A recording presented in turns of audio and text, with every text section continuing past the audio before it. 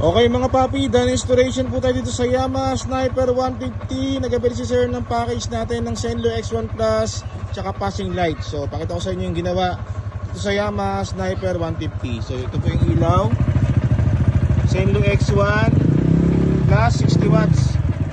So itong package na to is ano po ito, 3.5 all in. So mini driving light lang, walang kasama busina. So ito yung switch MSM 3-way switch, so dyan nakapwesto. Pagkat sa yung ilaw, Zenlo X1, low beam, puti, high beam, dilaw. So low beam, high beam. Tapos naglagay tayo ng passing. So passing natin, nandito po, black passing, ayan. Pag nakapatay, pwede siya mag-passing. Okay, low beam, passing, high beam, passing. Okay.